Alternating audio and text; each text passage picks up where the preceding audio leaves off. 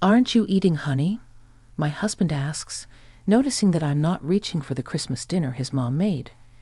Yeah, well, it's not like I don't have an appetite. If it's really delicious, I want to dig in just like everyone else. But I know for sure there's got to be some issue with this Christmas feast. No matter how polite I am, I just can't put it in my mouth. My name is Sheila, 40 years old. Old when I slap on tons of facial serum to defy aging. My husband Zach jokingly comments, "It's like prepping a meal," then he cracks up at his own joke. Geez, give me a break. Us women got to put on a lot of skincare to keep up. I'm putting in the effort to stay young for him. He just doesn't get it. This is a story from my 20s when I could sleep with makeup on and still have smooth skin. I had only been married to my husband Zach for a year, and we were still newlywed. I got along great with his parents and even hung out with his sister, just the two of us. My married life was smooth sailing, or so I thought. One afternoon, I was out shopping with my mother-in-law Teresa, who asked me, "Look, Sheila, which one of these do you think suits me better?" She was holding a dress in each hand. One was a navy blue knee-length dress with pearl beads, and the other was a bright pink maxi dress. Honestly, I wasn't feeling either of them. They're both kind of. I thought. That knee-length dress on my 56-year-old mother-in-law, if it suits her regardless of age or if she likes it, then I guess she can wear whatever she wants. But let's be honest, it's not exactly the most flattering color for her. It looked too flashy, probably more suited for young girls. I was pretty sure that Target was for college girls even younger than me. And the shocking pink one, while less revealing, was just too loud with its big floral pattern. Neither were good choices. "Well, I guess the navy blue one would complement your skin tone better," I said, but I was worried she'd be shamed wearing it. Not just embarrassed for herself, but embarrassed for the whole family. They lived in a pretty rural area. Wearing something like that would have definitely attracted some attention from the townspeople. So I racked my brain trying to keep the peace. Oh, yes, I grabbed an oven dress and put it against her body. "Hey, this one will look great on you too." It was meant as a gesture of goodwill. I really thought the design suited her, but she just furrowed her brows. "You mean this dark green? This is some old people's design? Sign? How rude." She glared at me. But the dark green was actually moss green, which was totally in that year. It was a color that could be rocked by anyone from young to older people. Plus, the design was a flowy maxi, not at all the old people's style, as she said. It had this crochet design at the hem, giving it this mature yet sexy vibe. But it just wasn't her thing. In the end, she grabbed the bright pink dress, which was like the most youthful design among the three, and headed to the register. Looking back, it was like a quiz. She already had the right answer in mind, the pink dress. I just ended up giving the wrong answer. She was someone who liked mini skirts and always went for youthful designs. Let's just say that the youthful fashion wasn't exactly flattering on her, who isn't exactly slim and isn't exactly into self-improvement either. I thought it was fine if she liked it, but I kind of regretted giving my honest opinion when she asked me which one of the two. I messed up big time. After that, she started giving me cold shoulders. We used to go out together a few times a month, but those invitations stopped. She was easy to read, so I tried to reach out to her, but "going out with you is exhausting," she declined. I felt like there was no way to mend things. I debated apologizing for the dress incident, but that felt disrespectful too. I was stuck on how to handle it. When I talked to Zach about it, he said, "Well, I kind of had my doubts about her fashion choices too, so it's good you gave an objective opinion." He actually seemed relieved. I was hoping for advice on how to reconcile, but that wasn't the case. In the midst of all that, we decided to visit my in-laws for Christmas. Back when things were good between us, I'd have gone without a second thought. After months of tension with Teresa, I was dreading it. However, when we arrived, they were so happy to see us. Jane looked genuinely excited to see us. "Hey, welcome back." My father-in-law, Corey, warmly welcomed us too. Teresa acted like nothing was wrong, saying, "It's been a while, just like always." I thought, phew, maybe time did heal things. But peace didn't last long. The incident happened that very night. As soon as I took a bite of the dinner Teresa made, I tasted an intense soreness. I started coughing uncontrollably. "What's wrong? Did you get the food down in your windpipe?" Jane rubbed my back, and Zach handed me water. Even Corey was like, "Take a deep breath," all worried. Teresa exclaimed, "Oh no," but the moment I glanced up, I didn't miss it. I caught a glimpse of a smirk on her lips. Everyone asked what was wrong, but I wondered if I should be honest about it. I worried about sounding like I was criticizing her cooking, but I couldn't just keep quiet either. Screw it, I thought. "Oh well, this dressing is very sour," I confessed. Zach was surprised and grabbed some spinach from my plate and tasted it, only to start coughing from the soreness too. While he was choking, Teresa cracked up. "Oh my, did I put oil and vinegar? Oh my bad." "But you didn't make a separate one just for me, did you? Normally you make everyone together and then dish it out, right? It must be deliberate, isn't it?" I couldn't say for sure, but the way she smirked said it all. The family members protested to her, saying, "Come on, taste it before serving." She just repeated, "Sorry," and didn't seem to be bothered. Other than that, there wasn't any harassment, but every time we visited, she would mess with my food. My salad would have lots of tomato stems, the stew would have onion skins, and scrambled eggs would have pieces of shells. She probably developed those other forms of harassment after being scolded to check the tasting for mixing too much vinegar. Every time she'd say, "Oops, I messed up when I was dishing it out," I'd get it. "Yes, your plate got the weird stuff." Sneakily adding something that wouldn't cause any immediate problems is pretty nasty. I might have been thinking too much, but the taste wasn't even good. Sometimes there'd be chunks of barely edible parts of vegetables mixed into the soup. I thought she was going a bit too far. I tried to keep my complaints to a minimum, though. I hate conflict. But then, whenever I pointed it out, "Why do you get mad at me over such a minor mistake? I just want to get along with you, but you're being so difficult," she played the victim card. Didn't the family help me out? Of course they did. Zach reminded her to be more careful with the cooking. Jane and Corey also warned her. But when everyone sided with me, she'd start fake crying, so they gradually stopped intervening. It just made things awkward, and I didn't want to keep reporting it to them every time. So I quietly picked out the peels and shells and ate the food. I'll endure it as long as there is no other harassment. I'll treat myself to a feast at home later. This went on for about 2 years. Then came Christmas, which was different from usual. Instead of just our family, it was one of those rare occasions when relatives gathered. Nearly 20 people were at my in-laws, and it was bustling for the morning. Amidst it all, Teresa was humming as she prepared the feast in the kitchen. When I quietly observed her, she seemed even more cheerful than usual. I didn't like to think that way, but it was creepy. Normally, as the daughter-in-law, I should have helped with the cooking, but I generally didn't help out in the kitchen. That was because the one time I offered, I was strongly discouraged. Well, no wonder.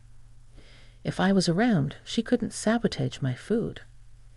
I wonder if she'll mess with my portion of food, but it's not like she's serving individually. If we're all sharing from the same plate, maybe she won't. I don't know. it's still scary feeling uneasy despite a festive holiday. I joined them for lunch. The feast on the table looked normal. There didn't seem to be any vegetable peels like usual. As everyone started reaching for food, I just stared at them. "Aren't you eating, honey? Feeling sick?" Zach peeked at me with concern. Jane, sitting diagonally across from me, showed concern and asked, "Oh no, are you okay?" Yeah, well, sensing that I wanted to say something, they both stopped eating. Before I knew it, I blurted out the forbidden words. "Well, because my food always gets tampered with. It doesn't look messed with on the surface today, so I'm scared it might taste awful." "Hey, don't say that. You can't say the truth, Sheila?" They panicked at my comment. What's going on? They must have noticed my food getting tampered with, right? It's always been like that, so they shouldn't be freaking out now. Mom can't cook. If we tell the truth, it'll just upset her, huh? I'm left dumbfounded, looking at the flustered Jane. Teresa standing right behind her, her face pale and trembling. "Shoot, Mom." Zach was speechless. Then Teresa exploded. "You disrespectful kids. Saying I can't cook? Fine, I won't feed you anymore." "Well, honestly, it's better if you don't," Zach said, seemingly resigned. "Yeah, especially when we have guests over.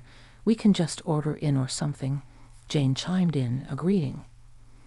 While I was stunned, Corey enlightened me. "You see, Teresa, she's catastrophically bad at cooking.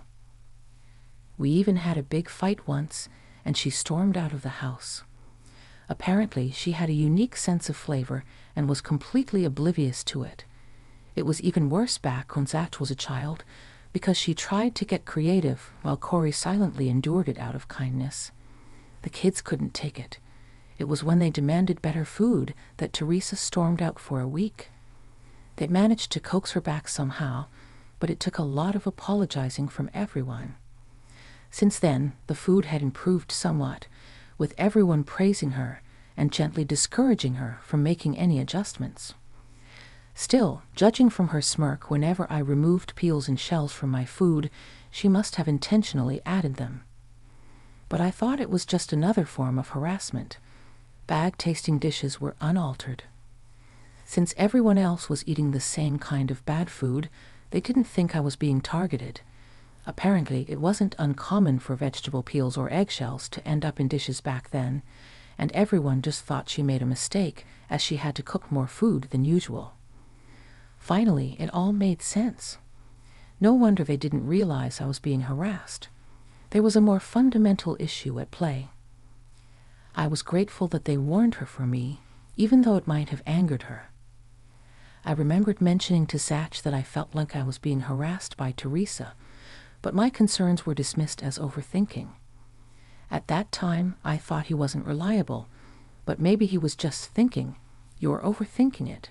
Her food has always been bad." Watching the family drama unfold, the relatives chuckled, saying we couldn't mention it, but it looks like everyone was thinking the same thing. With alcohol fueling their words, they were quite blunt. Teresa's face turned beet red as she went insane. "So, you've all been thinking my cooking is bad all this time?" No one answered her question, avoiding eye contact. The silence spoke volumes. "It's not true, right? It's not bad, right, Sheila?" Sheila's dishes were just slightly altered. Her food was intentionally bad, but my usual cooking should be good. "Come on, guys, say something." She shouted, her voice getting louder, but everyone just kept their heads down, sipping their drinks in silence. It felt more like a funeral than Christmas. More importantly, in her agitation, she inadvertently confessed to sabotaging my food. "Maybe your taste buds are beyond saving, but seriously, stop dressing like a teenager.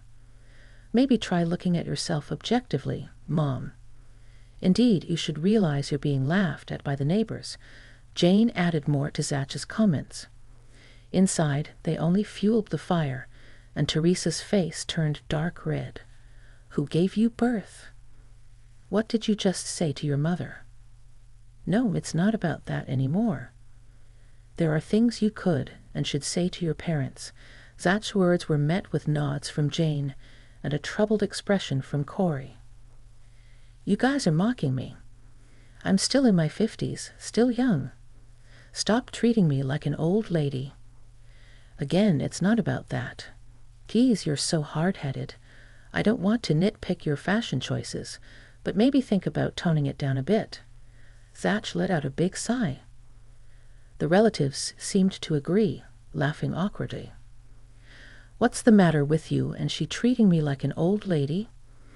As the furious Teresa angrily stomped her right foot on the ground, Corey quietly approached and said, anyway, apologized to Sheila for harassing her.